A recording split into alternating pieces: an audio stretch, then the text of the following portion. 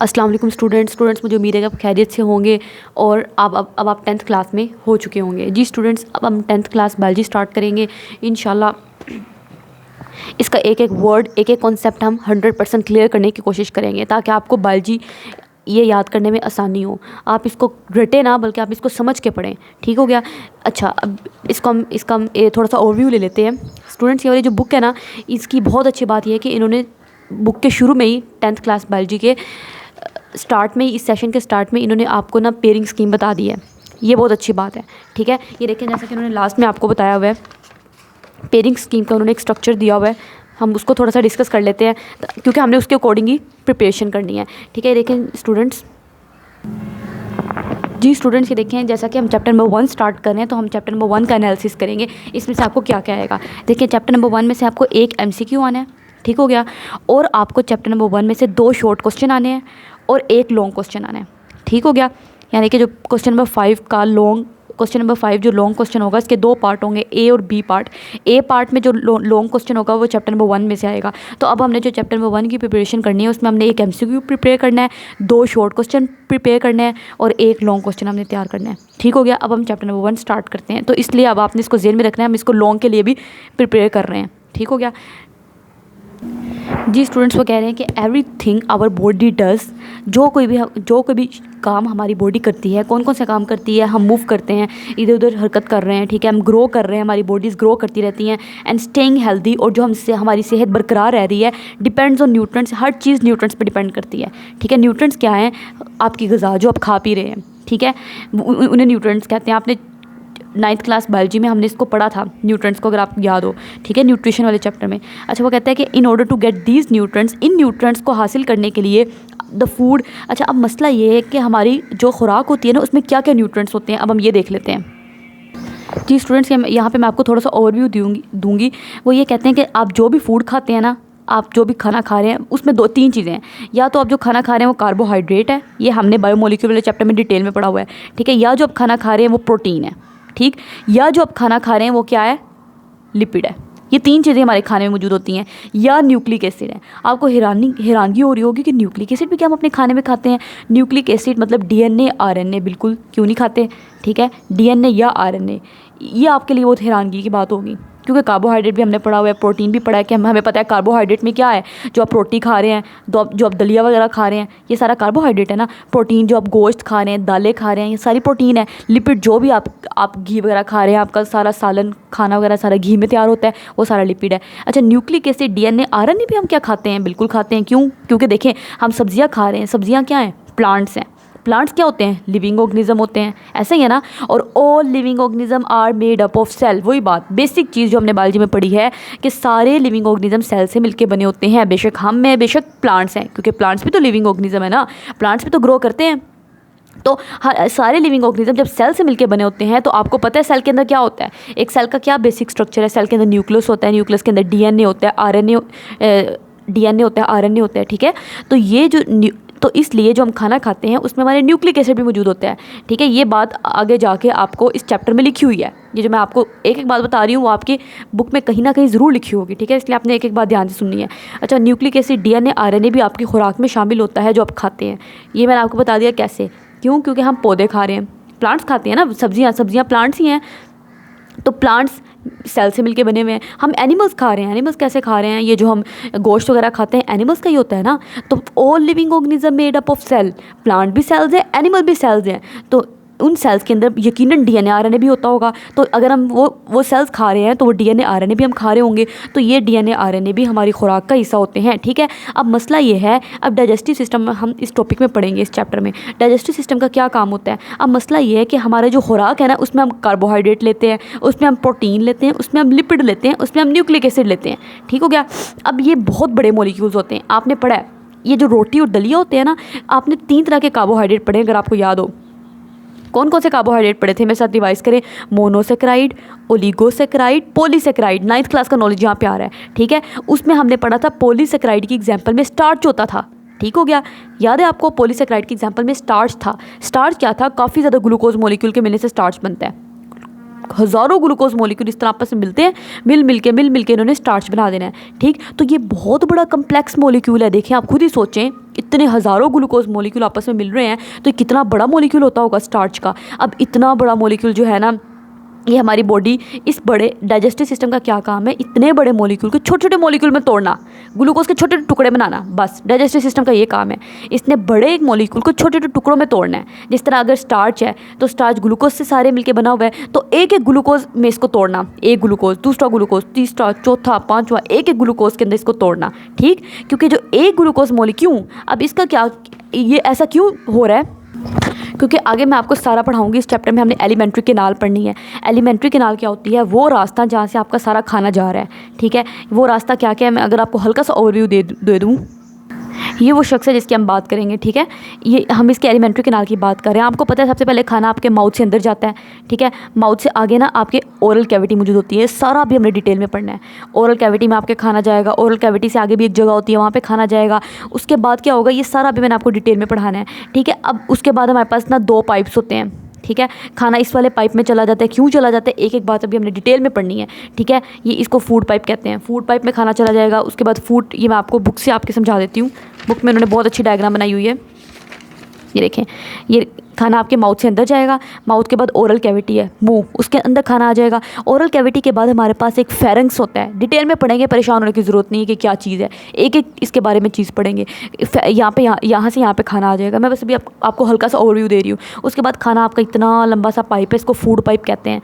इसमें आ जाएगा खाना, यहाँ से आपके स्टमक, मैदे में खाना आ जाएगा, ठीक हो गया। स्टमक से आगे खाना आएगा, ये आपको नज़र आ रही है ये चीज़, ये स्मॉल इंटेस्टाइन है। आप कह रहे होंगे कहाँ से स्मॉल है, तो इतनी बड़ी है, ठीक है। इसको स्मॉल इंटेस्टाइन क्यों कहते हैं वो भी हम डिटेल में पढ़ेंगे, ठीक है।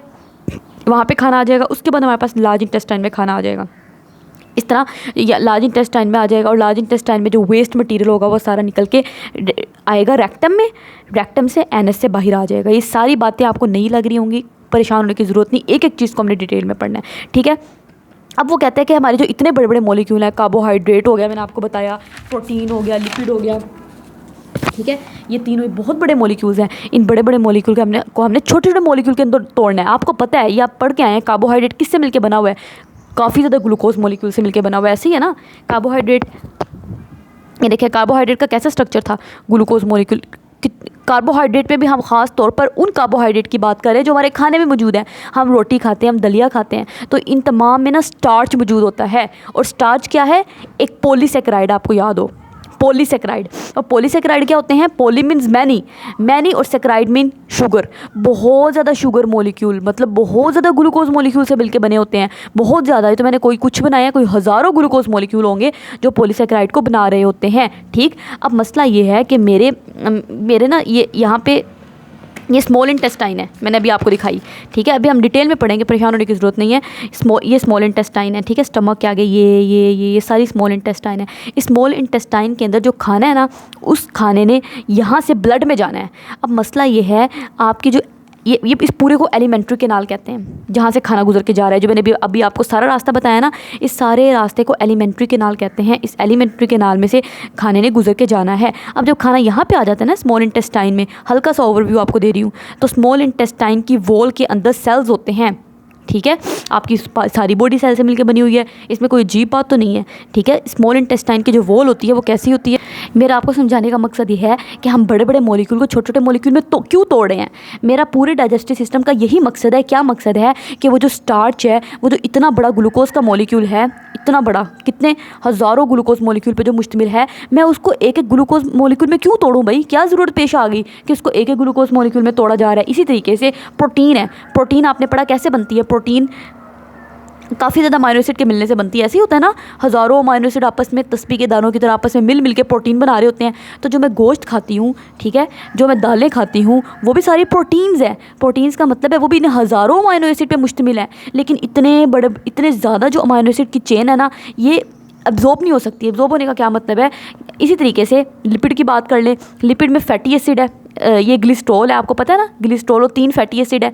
ऐसे लिपिड का स्ट्रक्चर होता था। ये भी एक बहुत बड़ा मॉलिक्यूल है। तो इतने बड़े बड़े मॉलिक्यूल को हमारी बॉडी के अंदर नहीं एंटर करवाया जा सकता, क्योंकि मेरे सेल तो छोटे छोटे हैं, वो इतने बड़े बड़े मॉलिक्यूल को नहीं ले सकते। तो इसलिए क्योंकि जब एक और वजह ये है, और दूसरी वजह ये है कि ये स्टमक है ना आपका, ऐसे करके मैंने भी आपको स्टमक बताया, तो स्टमक के आगे स्मॉल इंटेस्टाइन आ जाती है ऐसे करके, ठीक है। इस स्मॉल इंटेस्टाइन से खाना जो है ना, आपके इधर स्मॉल इंटेस्टाइन के अंदर ऐसे करके सेल्स हैं, ठीक है, ये सेल्स बने हुए हैं क्योंकि सारी बॉडी तो सेल से मिलकर बनी हुई है। तो इन छोटे छोटे सेल से खाना इधर जाना है।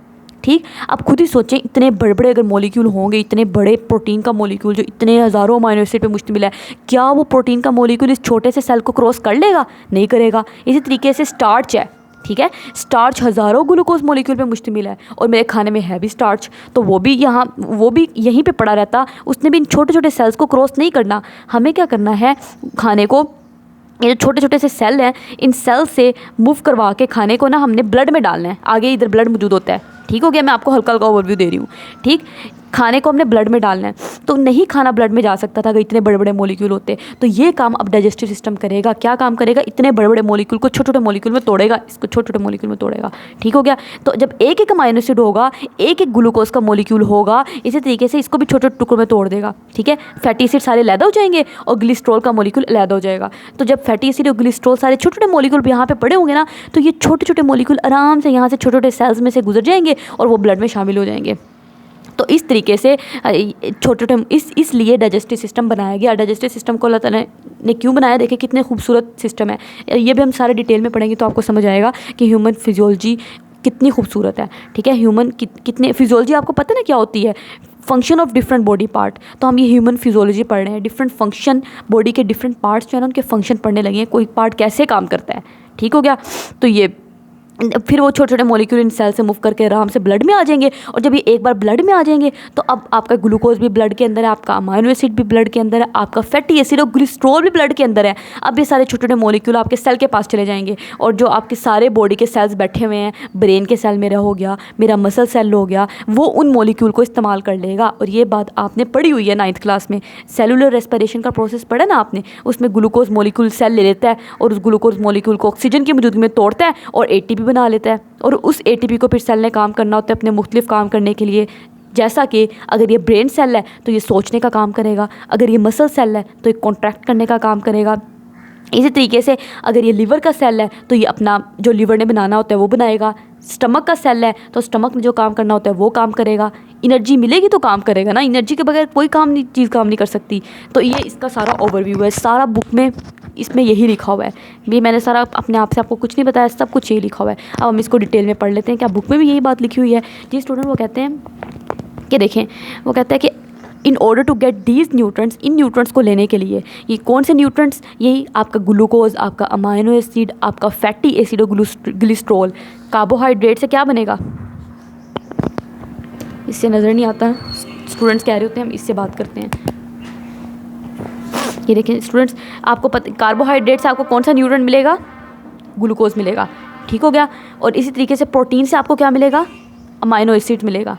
ठीक है, वो कहते हैं ये जो in order to get these nutrients, in nutrients को ऑब्टेन करने के लिए the food must first be broken down, पहले फूड को तोड़ा जाना ज़रूरी है इनटू सिंपलर पार्ट, छोटे छोटे पार्ट के अंदर। क्यों? मैंने आपको बताया क्योंकि आपके खाने के अंदर स्टार्च है, स्टार्च हज़ारों ग्लूकोज मॉलिक्यूल में मुश्तमिल है। आपके खाने के अंदर प्रोटीन है, आप दाल खाते हो, आप गोश्त खाते हो, प्रोटीन हज़ारों अमाइनो एसिड पे मुश्तमिल है। ठीक है, उनको बड़े पार्ट को छोटे पार्ट में तोड़ना ज़रूरी है।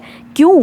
सो द बॉडी सेल, ताकि बॉडी के सेल्स जो हैं उन छोटे छोटे मॉलिक्यूल को एब्जॉर्ब कर सकें। मैंने भी आपको बताया ना, ताकि बॉडी के सेल्स उन छोटे छोटे मॉलिक्यूल को एब्जॉर्ब कर ले। एब्जॉर्ब करना क्या होता है? उनको पकड़ के ब्लड में डाल देना। यहाँ पे ब्लड वेसल्स मौजूद हैं, उन छोटे छोटे मॉलिक्यूल को पकड़ के यहाँ से ब्लड में डाल देना। ठीक हो गया, ताकि बॉडी के सेल्स उनको एब्जॉर्ब कर सकें, क्योंकि इतने बड़े मॉलिक्यूल एब्जॉर्ब नहीं कर सकते। ये प्रोसेस जो है हमारा डाइजेस्टिव सिस्टम करेगा। डाइजेस्टिव सिस्टम का सिर्फ एक काम है, बड़े मॉलिक्यूल को छोटे मॉलिक्यूल में तोड़ना।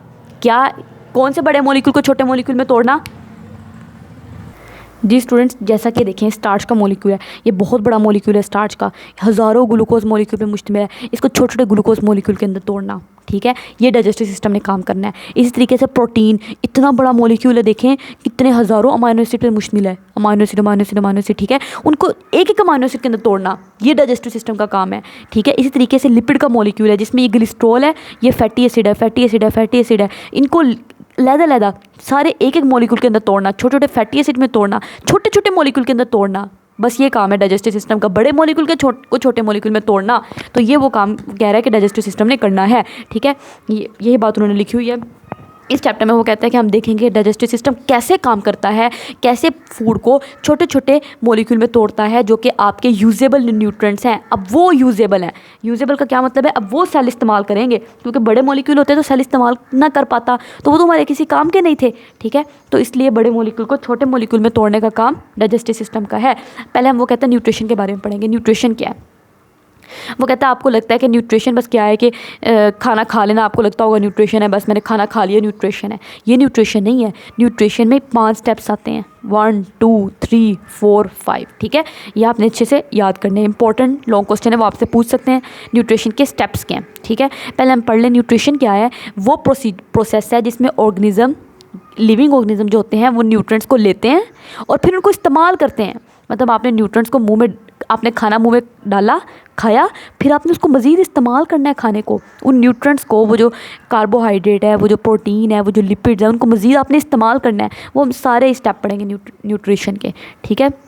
वो कैसे इस्तेमाल करना है अभी आगे हम डिटेल में पढ़ते हैं। वो कहते हैं न्यूट्रिशन का फ़ायदा क्या होता है, इसी आपको न्यूट्रिएंट्स मिलेंगे तो एनर्जी मिलेगी, एनर्जी मिलेगी तो आप ग्रो करेंगे ना, आप हेल्दी रहेंगे, सेहतमंद रहेंगे और एंड रिपेयर देयर बॉडीज़, और आपकी बॉडीज़ जो है अगर कोई इंजरी हो जाती है उसको रिपेयर कर पाएंगी। क्या मतलब, आपकी बॉडी में ना रोज़ाना आपको हैरानगी हो रही होगी सुन के, इसमें ना आपको बहुत नई नई बातें पता लगेंगी, क्योंकि जाहिर सी बात है अभी आप ह्यूमन फिजियोलॉजी पढ़ना शुरू हुए हैं तो आपको अपने बारे में जानने का मौका मिलेगा, जो बड़ी इंटरेस्टिंग चीज़ है, ठीक है, जिसको पढ़ने में बड़ा मज़ा आएगा आपको। अच्छा देखें, आपकी ना जो ब्लड वेसल्स होती हैं ना, उनमें जब ब्लड पास करता है ना, तो मैंने आपको बताया कि आपकी पूरी बॉडी सेल से मिलकर बनी हुई है। तो इसी तरीके से जो आपकी ब्लड वेसल्स है ना, वो भी सेल से मिलके बनी हुई है। ये मान लो आपकी ब्लड वेसल मैंने बना दी, ये सारी सेल से मिलके बनी हुई है। आगे हमने अगले चैप्टर्स में यही हमने डिटेल में पढ़ना है। अगला आपका पूरा चैप्टर है सर्कुलेटरी सिस्टम का इसके ऊपर, ठीक है। ये ब्लड वेसल है, तो ये ब्लड वेसल सारे छोटे छोटे सेल पे मुश्तमिल है जिनको एंडोथीलियल सेल कहते हैं। अब आपका जब यहाँ से ब्लड पास होता है ना, तो जब ब्लड इतनी तेज़ी से गुजरता है ना, तो ये बेचारे सेल जो पड़े यहाँ पे डैमेज हो जाते हैं, इनकी इंजरी हो जाती है, ठीक है। तो रोज़ाना काफ़ी कई सेल आपके इंजर होते हैं इस प्रोसेस में। जब ब्लड गुजरता है तो इन सेल को बेचारों को इंजर कर जाता है। तो उन सेल्स की रिपेयर जो करना है ना, इस तरीके से बॉडी में काफ़ी प्रोसेस चलते रहते हैं जिनमें आपकी बॉडी इंजर होती रहती है। तो वो जो इंजरी है ना, उनको रिपेयर करना, ठीक है, वो उनके लिए भी आपको एनर्जी चाहिए। एनर्जी कहाँ से आएगी? न्यूट्रिएंट से आएगी, ठीक हो गया। तो इसलिए वो कहते हैं न्यूट्रिशन बहुत ज़रूरी है। एनिमल्स, वो कहते हैं एनिमल्स में ह्यूमन बींग भी आ जाते हैं, ठीक है। Can not make they own food. आपको पता है हम अपना खाना खुद नहीं बना सकते, तो हमने 9th क्लास में भी पढ़ा है। 2 तरह के ऑर्गेनिज्म होते हैं, एक होते हैं ऑटोट्रॉफ, एक होते हैं हेटेरोट्रॉफ। ऑटो मीन सेल्फ, ये देखिए लिखा हुआ है। ऑटोट्रॉफिक न्यूट्रिशन क्या होती है? ऑटो मीन सेल्फ, सेल्फ मतलब खुद ही, जो ट्रॉफिक मीन्स न्यूट्रिशन, ठीक है। ऑटोट्रॉफिक ऑर्गेनिज्म वो होते हैं जो अपना खाना खुद बना लेते हैं, जिस तरह के पौधे। ये तो हम 9th क्लास में बहुत बार पढ़ के आए हैं। पौधे अपना खाना खुद बना लेते हैं, उन्हें किसी की ज़रूरत नहीं है। क्यों? क्योंकि पौधों के सेल्स के अंदर आपको पता था एक ऑर्गेनेली था, क्लोरोप्लास्ट, और क्लोरोप्लास्ट के अंदर क्लोरोफिल था, ठीक है, जिसकी वजह से पौधे अपना खाना खुद बना लेते हैं सूरज की रोशनी लेके। पर पढ़ा ना आपने, उन्हें कार्बन डाइऑक्साइड चाहिए, वाटर चाहिए और सनलाइट चाहिए, तो उन्होंने अपना खाना बना लेना है, जो कि ग्लूकोज है और ऑक्सीजन भी बल्कि हमारे लिए बनाते हैं। तो वही बात उन्होंने लिखी हुई है। ऑटोट्रॉफिक ऑर्गेनिज्म वो होते हैं, ऑटोट्रॉफिक न्यूट्रिशन वो होती है, ये ऐसा मोड है न्यूट्रिशन का जिसमें ऑर्गेनिज्म अपना खाना खुद बना लेते हैं। किससे बना लेते हैं? Inorganic substances. आपको पता है क्या होता है? फोटोसिंथेसिस का प्रोसेस होता है ना, और फोटोसिंथेसिस के प्रोसेस में क्या होता है? कार्बन डाइऑक्साइड इस्तेमाल की जाती है, पानी इस्तेमाल किया जाता है सूरज की रोशनी में, और फिर हमारे पास ग्लूकोज बनती है और ऑक्सीजन बनती है। अब ये जो कार्बन डाइऑक्साइड है ना, ये इनऑर्गेनिक सब्सटेंस है, ठीक है। तो इसलिए वो कह रहा है कि ऑटोट्रॉफिक न्यूट्रिशन क्या है, जिसमें ख़ास तौर पर आप इनऑर्गेनिक सब्सटेंस को इस्तेमाल करके एक ऑर्गेनिक सब्सटेंस बनाओ। ग्लूकोज एक ऑर्गेनिक सब्सटेंस है। ऑर्गेनिक सब्सटेंस वो होती है जिनमें कार्बन हाइड्रोजन दोनों हो, ठीक है।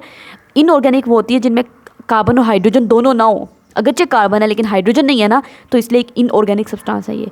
तो इनऑर्गेनिक सब्सटेंस इस्तेमाल करके किसकी मौजूदगी में? लाइट की मौजूदगी में या केमिकल एनर्जी की मौजूदगी में आपने काम करना है। लाइट, सनलाइट ले लो या कोई और केमिकल एनर्जी ले लो, इसकी मौजूदगी में आपने ग्लूकोज को बनाना है। तो अपना खाना खुद तैयार कर लिया, ये ऑटोट्रॉफिक न्यूट्रिशन है। जी स्टूडेंट, इसी तरीके से हेटेरोट्रॉफिक न्यूट्रिशन है। Hetero means different, trophic nutrition ये वो ऑर्गेनिज्म है जो हम हेटेरोट्रॉफ में आते हैं ना, हम अपना खाना खुद तैयार नहीं कर सकते। मैं ऐसे नहीं हो सकता मैं सूरज में खड़ी हो जाऊँ और मैं कहूँ अच्छा मैं अपना खाना तैयार करके आती हूँ, ऐसा नहीं होता ना। तो मुझे तो पौधे खाने पड़ते हैं, मुझे तो एनिमल्स खाने पड़ते हैं, एनिमल का गोश्त खाना पड़ता है, सब्जियाँ खानी पड़ती हैं, ठीक हो गया। तो ये आप कहते होंगे किचन में हम अपना खाना खुद तैयार करते हैं, वो ये मतलब नहीं है, ठीक है। वो तुम खाना पका रहे हैं, हम सब्जियाँ पका रहे हैं, हम गोश्त पका रहे हैं, ठीक है, ठीक है। अच्छा, मोड ऑफ न्यूट्रिशन है हेटेरोट्रॉफिक, जिसमें ऑर्गेनिज्म जो होते हैं ऑब्टेन देयर फूड, अपना खाना खुद तैयार करते हैं, खुद ऑब्टेन करते हैं। किससे लेते हैं? बाय कंज्यूमिंग अदर ऑर्गेनिज्म, दूसरे ऑर्गेनिज्म को हम कंज्यूम कर रहे हैं, इस्तेमाल कर रहे हैं। कंज्यूम मतलब यूज़ करना, अदर ऑर्गेनिज्म को हम इस्तेमाल कर रहे हैं, या अदर ऑर्गेनिक मैटर, हम सब्जियां खा रहे हैं, हम गोश्त खा रहे हैं, तो वो सारे ऑर्गेनिक मैटर हैं, ठीक है। हम उनको इस्तेमाल कर रहे हैं हम अपना खाना खुद तैयार नहीं कर सकते, बल्कि हमने अपनी न्यूट्रिशन जो है, अपनी फूड जो है दूसरे ऑर्गेनिज्म से ऑब्टेन करनी है, ठीक है। ये हमारे पास हेटेरोट्रॉफ है, और हेटेरोट्रॉफ में हम खुद आ जाते हैं, हम इंसान खुद एग्जांपल हैं हेटेरोट्रॉफिक न्यूट्रिशन की, ठीक है। वो कहते हैं कि वही बात उन्होंने यहाँ पे लिखी है, ये इंपॉर्टेंट शॉर्ट क्वेश्चन है। अच्छा, मैं आपको शॉर्ट क्वेश्चन लॉन्ग क्वेश्चन भी इंशाल्लाह मुझे याद रहे तो मैं साथ में बताती जाऊँगी कि MCQ है, शॉर्ट क्वेश्चन है, लॉन्ग क्वेश्चन है। अक्सर ना पढ़ाते पढ़ाते दिमाग से बात स्किप हो जाती है। अच्छा, ऑटोट्रॉफिक और हेटेरोट्रॉफिक में आपको डिफरेंस आ सकता है।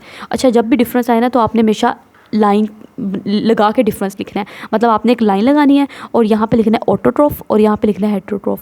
जब भी डिफरेंस पूछे ना तो हमेशा हमारे टीचर बताते थे कि आपने हमेशा डिफरेंस जो है ना वो लाइन लगा के लिखना है, क्योंकि मैंने गवर्नमेंट स्कूल से किया था मैट्रिक, तो गवर्नमेंट स्कूल के टीचर्स जो होते हैं वही बोर्ड पेपर चेक कर रहे होते हैं आपके, तो वो हमें समझाते थे कि क्योंकि उन्होंने बोर्ड के पेपर चेक करने हैं, ठीक है, तो हमें उनके मुताबिक तैयारी करनी है, तो वो कहते थे हमेशा आपने डिफरेंस लाइन लगा के लिखना है, ठीक हो गया। तो इस तरीके से इन दोनों का डिफरेंस पूछा जा सकता है। तो ऑटोट्रॉफ वो हैं जिन्होंने अपना खाना खुद तैयार कर लेना, हेटेरोट्रॉफ वो हैं जिन्होंने अपना खाना खुद तैयार नहीं करना, बात ख़त्म, ठीक। अब यही वो बात कह रहा है कि दोबारा हम पढ़ लेते हैं, हेटेरोट्रॉफ क्या होते हैं? They get it from other organism, इन्होंने अपना खाना दूसरे ऑर्गेनिज्म से लेना है। मैं सब्जियां खाती हूँ, मैं गोश्त खाती हूँ, ठीक है, मैं अपना खाना खुद तैयार नहीं करती, क्योंकि मेरे पास क्लोरोफिल नहीं है, मेरे पास क्लोरोप्लास्ट भी नहीं है, और क्लोरोप्लास्ट के अंदर क्लोरोफिल होता है वो भी नहीं है। ये आपको पता है सारी बातें जो मैं कर रही हूँ, ये 9th क्लास में हम पढ़ के आए हैं, ठीक है। अच्छा, इसको कहते हैं हेटेरोट्रॉफिक न्यूट्रिशन। अब वो कहते हैं ये बात खत्म होगी हेटेरोट्रॉफिक न्यूट्रिशन की। न्यूट्रिशन की हमने 2 टाइप्स पढ़ ली, अब न्यूट्रिशन के हम स्टेप्स पढ़ते हैं, बड़े ये बहुत इंपॉर्टेंट क्वेश्चन है, ठीक है। न्यूट्रिशन के स्टेप्स क्या हैं? Following main steps. सबसे पहले इंजेशन, सबसे पहले आपने क्या करना है? खाना खाना है, मैंने खाना मुँह में रखा, ये इंजेशन हो गई, ठीक हो गया। मैं आपको बोर्ड पे समझाती हूँ, वहाँ पे ज़्यादा अच्छा समझ आएगा।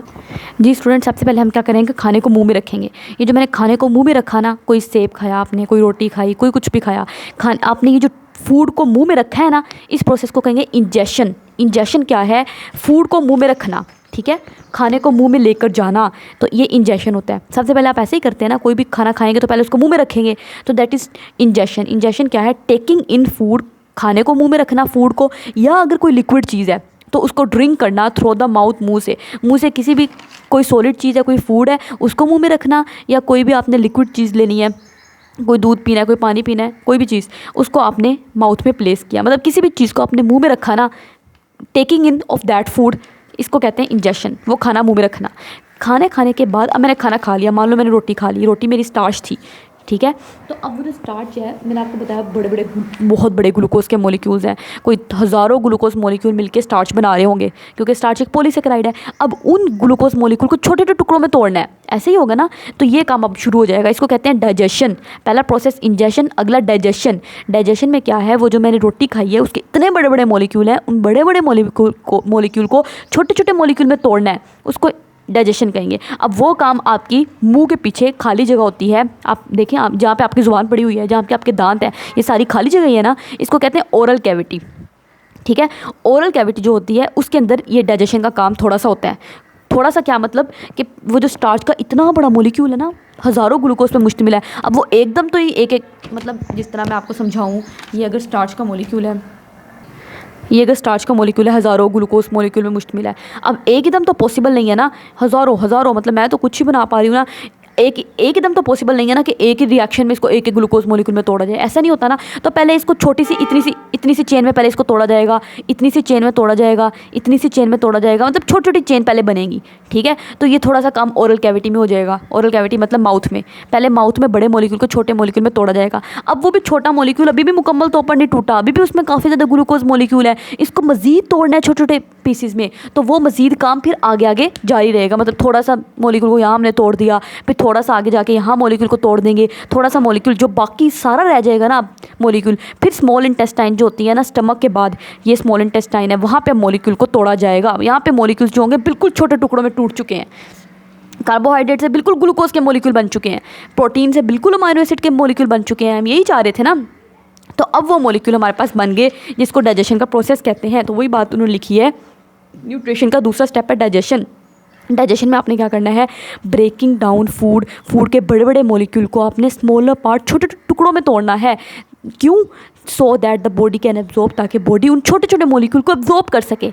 एब्जॉर्ब क्या है भाई, बार बार एब्जॉर्प्शन कही जा रही है, क्या है एब्जॉर्प्शन? एब्जॉर्प्शन अब हम पढ़ लेते हैं। एब्जॉर्प्शन बी से आपने याद रखना है ब्लड, ठीक है। एब्जॉर्प्शन में क्या होता है, अब आपने वो जो मॉलिक्यूल छोटे छोटे तोड़ लिए है ना, उनको अपने ब्लड में एंटर करवाना है, इसको एब्जॉर्प्शन कहेंगे। अब ये एब्जॉर्प्शन हमने डिटेल में सारी पढ़नी है, कैसे होती है, ठीक है। हल्का सा ओवरव्यू मैं आपको दे देती हूँ जी स्टूडेंट्स, एक कॉन्सेप्ट मैं आपको दे रही हूँ, इसका आपको समझ आना बहुत ज़रूरी है। बुक में तो इन्होंने एज इट इज़ नहीं लिखा हुआ, लेकिन ये चीज़ आपको समझ आएगी तो आपको काफ़ी ज़्यादा आगे कॉन्सेप्ट इससे रिलेटेड है जो उन्होंने बुक में बातें की हुई हैं, लेकिन ये वाज़ा लाइन में नहीं लिखा हुआ। इसमें वो कहता है कि जो इंटेस्टाइन, ये जो एलिमेंट्री कैनाल मैं आपको सारी पढ़ा रही हूँ ना, एलिमेंट्री कैनाल वो रास्ता है जहाँ से खाने ने जाना है, ठीक है। खाना मतलब यहाँ पे गया, यहाँ पे गया, फिर यहाँ पे गया, यहाँ पे, यहाँ पे, यहाँ पे, ये सारा रास्ता एलिमेंट्री कैनाल है। तो एलिमेंट्री कैनाल की जो दीवार है ना, ये जो वॉल है एलिमेंट्री कैनाल की, वो आपको तो ऐसे नज़र आ रही है, लेकिन ये इतनी पतली नहीं होती, ये मज़ीद मुश्तमिल होती है काफ़ी लेयर्स पे। एलिमेंट्री कैनाल की जो वॉल है ये मज़ीद काफ़ी लेयर्स पे मुश्तमिल है। कौन कौन सी लेयर्स हैं वो देख लेते हैं। जो सबसे अंदर वाली लेयर होती है ना, इसको हम कहते हैं म्यूकोसा, ठीक है। म्यूकोसा लेयर, म्यूकोसा लेयर में ना आपको एपिथेलियल सेल आ जाते हैं। जिस तरह की अगर मैं इसकी बात करूँ तो यहाँ पे छोटे, क्योंकि सारी बॉडी सेल से मिलकर बनी हुई है, तो यहाँ पे ऐसे करके एपिथेलियल सेल आ जाएंगे, म्यूकोसा लेयर है। उसके बाद जो लेयर आ जाती है ना, वो आती है सब म्यूकोसा की, ठीक है। सब म्यूकोसा के अंदर ब्लड वेसल्स होती हैं और कनेक्टिव टिश्यू वगैरह होता है। उसके बाद मसल की लेयर आ जाती है। ये देखना आगे आपको ये चीज़ बहुत काम आनी है। ये जो मसल की लेयर है ना, ये मसल्स की लेयर होती है जिसमें मसल्स होते हैं। मसल्स का काम क्या होता है, कॉन्ट्रैक्ट करना, रिलैक्स करना, ठीक। और उसके सबसे बाय भी एक एपिथेलियम की मजीद लेयर आ जाती है। तो ये 4 लेयर्स जो होती हैं ये एलिमेंट्री कैनाल की वॉल को बना रही है। जो एलिमेंट्री कैनाल की वॉल है ना, मतलब ये अगर पूरा एक पाइप है, एलिमेंट्री कैनाल है ये, ठीक है। इसके अंदर से अगर खाना जा रहा है तो अगर इसकी जो दीवार है ना, अगर इसको हम ऐसे करके काटूँ तो आपको दीवार कैसी नज़र आएगी, ऐसे सिंगल लेयर नहीं है बल्कि 4 लेयर्स पे मुश्तमिल है। सबसे अंदर एपिथेलियम है, फिर सब म्यूकोसा है, फिर मसल्स की लेयर है, फिर सबसे बाहर मज़ीद एक एपिथेलियल की लेयर है। अच्छा, अब ना खाने ने, आपको पता है जब स्मॉल इंटेस्टाइन, मैं ये एब्जॉर्प्शन आपको समझा रही हूँ। एब्जॉर्प्शन का मतलब है कि खाने ने ब्लड में चले जाना है। अब क्वेश्चन ही पैदा होता है दिमाग में, आता है कैसे ब्लड खाने ने ब्लड में कैसे चले जाना है। मतलब पहले तो खाना, ये जो सारा एक पाइप है, ये सारा एक पाइप है, इस पाइप में खाना जा रहा है, ठीक है। ये देखिए आपको नज़र आ रहा होगा एलिमेंट्री कैनाल एक पूरा पाइप ही तो है। ये देखिए यहाँ से एलिमेंट्री कैनाल शुरू होती है, ये एक पाइप है, जा रहा है, यही पाइप थोड़ा मोटा हो गया तो यही पाइप फिर दोबारा पतला हो गया। इस पाइप ने सारे स्मॉल इंटेस्टाइन बना दी। अब ये स्मॉल इंटेस्टाइन इतनी बड़ी होती है ना कि यहाँ पे पूरी नहीं आती, तो अल्लाह ताला ने इसको फोल्ड करके यहाँ पे रख दिया है, ठीक। फिर स्मॉल इंटेस्टाइन से वही पाइप देखें आगे कंटिन्यू कर रहा है, वही पाइप है, और वो पाइप यहाँ पे आके ख़त्म हो गया। तो ये एक ही सारा पाइप चलता आ रहा है, ये बिल्कुल ऐसे करके जिस तरह ये पाइप आप समझ लो, ठीक है। ये अंदर से खाली हो तो खाना इस खाली पाइप में से अंदर जा रहा हो, तो ये है। अब जब खाना स्मॉल इंटेस्टाइन में आ जाएगा ना, तो मैं स्मॉल इंटेस्टाइन का आपको स्ट्रक्चर बना के दिखाऊँ। ये स्टमक है, मतलब ऐसे करके स्टमक होगा, ठीक है। ये स्टमक के बाद ये स्मॉल इंटेस्टाइन है, ये स्मॉल इंटेस्टाइन मैंने आपको बना दी। अब स्मॉल इंटेस्टाइन की लेयर, ये जो वॉल है ना, इसके अंदर सेल्स हैं, ठीक है। ये जो सेल्स है ना, मैंने आपको बताया यहाँ पे ब्लड वेसल्स भी होती हैं, क्योंकि मैंने अभी आपको बताया एलिमेंट्री कैनाल जो है इसकी वॉल है ना, इसकी वॉल के अंदर मैंने आपको बताया यहाँ पे ब्लड वेसल्स भी मौजूद हैं, ठीक है। तो ये जो ब्लड वेसल्स है ना, उन ब्लड वेसल्स के अंदर जब खाने ने, ये जो खाली जगह थी, क्योंकि पहले खाना सारा पाइप में घूम रहा था, ठीक है, खाली पाइप में। अब खाने ने क्या करना है, वो जो खाने से मुराद है मेरा ग्लूकोज, अगर मैंने रोटी खाई है, गोश्त खाया है तो मेरा अमाइनो एसिड, उन तमाम ने इस पाइप से अब यहाँ पे जो ब्लड वेसल्स है ना, उन ब्लड वेसल्स के अंदर चले जाना है। और ये काम ख़ास तौर पर स्मॉल इंटेस्टाइन के अंदर हो रहा है। आगे हम मज़ीद डिटेल में पढ़ेंगे, ठीक है। तो यहाँ पे ब्लड वेसल्स के अंदर खाना एंटर हो जाएगा। तो जो ब्लड के अंदर खाना जाना है ना, इसको कहते हैं एब्जॉर्प्शन खास तौर पर। तो जब भी एब्जॉर्प्शन आए ना, तो आपको दिमाग में बात आ जानी चाहिए, इसका मतलब है जो खाना है वो अब ब्लड के अंदर जा चुका है। बी से ब्लड आप याद कर लो, ठीक है, ब्लड में खाना जा चुका है। एक यहाँ पे ना दो वेसल्स होती हैं, एक ब्लड वेसल्स होती हैं, एक लैक्टियल होती है। अब लैक्टियल क्या है? ये एक लिम्फेटिक वेसल है। और ये क्या चीज़ है? ये आपको सर्कुलेशन वाले चैप्टर में डिटेल में बात समझ आएगी कि दो तरह की ब्लड वेसल होती हैं। अभी आपने फ़िलहाल याद कर लेना है, एक होती है ब्लड वेसल, ठीक है, और एक होती है लिम्फेटिक वेसल। ठीक, ब्लड वेसल में खाना जाएगा और लिम्फेटिक वेसल में खाना जाएगा। तो ये जो खाना एंटर हो रहा है ब्लड वेसल में और लिम्फेटिक वेसल में, जो यहाँ पे मौजूद है, इस प्रोसेस को कहते हैं एब्जॉर्प्शन। ठीक हो गया। अब खाना जो है ब्लड में आ चुका है। यही बात, क्या इन्होंने यही बात लिखी हुई है, हम पढ़ लेते हैं। एब्जॉर्प्शन क्या है? इन न्यूट्रिएंट्स का मूव करना फ्रॉम द डाइजेस्टेड फूड, जो फूड आपने यहाँ पे डाइजेस्ट की है, ठीक है, जो फूड यहाँ पे डाइजेस्ट हुई है, बड़े मॉलिक्यूल से छोटे मॉलिक्यूल में टूटी है। डाइजेशन कुछ भी नहीं है, बड़े मॉलिक्यूल का छोटे मॉलिक्यूल में टूटना, बस ये डाइजेशन है। अब जो डाइजेस्टेड फूड यहाँ पे पड़ी हुई है, उसके अंदर जो न्यूट्रिएंट्स हैं, ग्लूकोज है, अमाइनो एसिड है, फैटी एसिड और ग्लिसरॉल है, इन्होंने यहाँ से मूव करना है कहाँ पे? ब्लड में, या वो जो लिम्फेटिक वेसल है उसके अंदर जो लिम्फ है वहाँ पे मूव करना है। मैंने बताया ना दो तरह, एक ब्लड वेसल है तो ब्लड वेसल के अंदर ब्लड होगा, वहाँ पे उस खाने ने जाना है, या लिम्फेटिक वेसल है, लिम्फेटिक वेसल के अंदर लिम्फ होता है तो उसके अंदर खाने ने जाना है। ठीक हो गया। कौन सा खाना कहाँ पे जा रहा है डिटेल में आगे पढ़ेंगे, एब्जॉर्प्शन का प्रोसेस आगे डिटेल में आएगा। अभी इन्होंने सिर्फ ओवरव्यू दिया, ये सारी चीज़ें हमने डिटेल में पढ़नी है। फिर आगे एसिमिलेशन आ जाता है। अब खाना ब्लड में आ चुका है, ठीक हो गया। अब ये ब्लड से खाना जो है ना पूरी बॉडी के अंदर, जब एक बार कोई चीज़ ब्लड में आ गई है, ठीक है स्टूडेंट, अगर एक बार कोई चीज़ आपके ब्लड में शामिल हो गई है ना, बस वो फिर ब्लड आपको पता है पूरी बॉडी में घूमेगा। ब्लड जो है बॉडी के एक एक सेल के पास जाएगा। आपकी सारी बॉडी तो सेल से मिलकर बनी हुई है, ठीक है, आपकी मान लो ये आपके बॉडी के सेल्स हैं, एक एक सेल के पास अब ये ब्लड जाएगा, ठीक है, ब्लड वेसल एक एक सेल के पास जाएगी, ये ब्लड जा रहा है। तो हर सेल जो है उस ब्लड के अंदर, वो जो मैंने खाना खाया था, वो जो मेरा ग्लूकोज था, वो जो मेरे अमाइनो एसिड थे, वो जो मेरा फैटी एसिड और ग्लिसरॉल है, सब कुछ ब्लड के अंदर घूम रहा है अब। ठीक हो गया, क्योंकि ब्लड के अंदर आ चुका है। अब सेल ने क्या करना है, उस ब्लड से उसको ले लेना है और उसको लेके अपनी चीज़ें बनाना शुरू कर देनी है। आपको पता है क्या चीज़ें बनाना शुरू कर देनी है, आपको पता है सेल मेम्ब्रेन जो होती है उसके स्ट्रक्चर में क्या आता है, लिपिड आता है, लिपिड बाइलेयर होती है ना, और प्रोटीन होते हैं और कार्बोहाइड्रेट होते हैं। तो वो सारी चीज़ें सेल ने कैसे बनाई होंगी, जो मैंने खाना खाया वहीं से बनाई होंगी ना। तो सेल ने ये अमाइनो एसिड पकड़े और इन अमाइनो एसिड को जोड़ के प्रोटीन बना दी, जो सेल मेम्ब्रेन में आपको प्रोटीन नज़र आती हैं। आपने 9th क्लास में सेल मेम्ब्रेन का स्ट्रक्चर पढ़ा है, उसी को हम दोबारा देख रहे हैं। इसी तरीके से फैटी एसिड और ग्लिसरॉल को आपस में जोड़ के सेल ने लिपिड बना दिया और लिपिड की बाइलेयर बना दी। तो ये लिपिड की बाइलेयर ऐसे होती है ना सेल मेम्ब्रेन। तो इस तरीके से सेल ने वो जो चीज़ें मैंने खाई थी न्यूट्रिएंट्स, उनको इस्तेमाल करना शुरू कर दिया अपनी चीज़ें बनाने के लिए। इस प्रोसेस को कहते हैं एसिमिलेशन। ठीक, एसिमिलेशन क्या है? Use of these nutrients by the cells ने जो न्यूट्रिएंट्स को इस्तेमाल किया है। वही वो बात कह रहा है कि अब सेल ने क्या किया, वो जो न्यूट्रिएंट मैंने एब्जॉर्ब किए थे ना, उनको मेरे बॉडी के सेल्स और टिश्यूज़ ने इस्तेमाल करना शुरू कर दिया अपनी अपनी चीज़ें बनाने के लिए। इस प्रोसेस को एसिमिलेशन कहते हैं, एसिमिलेट करना। ठीक, अब क्या होगा, जाहिर सी बात है सारी चीज़ें जो हैं स्मॉल इंटेस्टाइन में, मैंने आपको बताया यहाँ पे हमने बड़े मॉलिक्यूल को छोटे मॉलिक्यूल में तोड़ दिया, और वो जो छोटे छोटे मॉलिक्यूल थे ना, फिर स्मॉल इंटेस्टाइन के अंदर सेल्स थे, उन सेल्स से मैंने उनको छोटे छोटे मॉलिक्यूल को ब्लड में डाल दिया। लेकिन कुछ ऐसे मॉलिक्यूल होते हैं वो बड़े मॉलिक्यूल ही रह जाते हैं, वो छोटों में टूटते ही नहीं है। ठीक है, जब वो छोटे मॉलिक्यूल में टूटेंगे ही नहीं तो वो कैसे मेरे सेल्स के अंदर जाएंगे, मेरे ब्लड के अंदर जाएंगे, नहीं जाएंगे ना। तो वो जो बड़े बड़े मॉलिक्यूल ही रह गए हैं उनको कहते हैं अनडाइजेस्टेड फूड। ये फूड डाइजेस्ट नहीं हुई, ये बड़े मॉलिक्यूल ऐसे ही रह गए हैं, ये डाइजेस्ट नहीं हुए, ये छोटे मॉलिक्यूल में नहीं टूटे। ठीक है, तो उस अनडाइजेस्टेड फूड को आपने क्या करना है, बॉडी से रिमूव कर देना है। अब वो हमारे किसी काम की नहीं है। ठीक है, उसी को तो हम स्टूल कहते हैं, स्टूल, फीसिस, वेस्ट मटेरियल आपका, ठीक है, उसको अपने बॉडी से बाहर निकाल देना। इस प्रोसेस को कहते हैं ईजेशन। ईजेशन में क्या है, वो जो अनडाइजेस्टेड फूड है वो क्या करेगी, यहाँ से मूव करते करते यहाँ पे आ जाएगी, और यहाँ से मूव करते करते यहाँ से बॉडी से बाहर निकल जाएगी। तो ये ईजेशन का प्रोसेस है। ये बात उन्होंने सारी, ये बहुत इंपॉर्टेंट है, न्यूट्रिशन के स्टेप आपने डिटेल में कर लेने हैं। आगे वो ये भी पढ़ लेते हैं, क्या कह रहा है, जो खाना हम खाते हैं उसमें पॉलीमर्स होते हैं। बिल्कुल, पॉलीमर्स क्या है, पॉली मीन्स मैनी, मर मीन यूनिट, जो मैनी यूनिट से मिलके बने होते हैं। कार्बोहाइड्रेट भी पॉलीमर आपका, जैसा कि वो कह रहा है, कार्बोहाइड्रेट, प्रोटीन, फैट। पॉलीमर का क्या मतलब है, लार्ज मॉलिक्यूल, वो मॉलिक्यूल जो मैनी, पॉली मीन्स मैनी, मर मीन यूनिट, जो मैनी यूनिट से मिलके बने हुए हैं।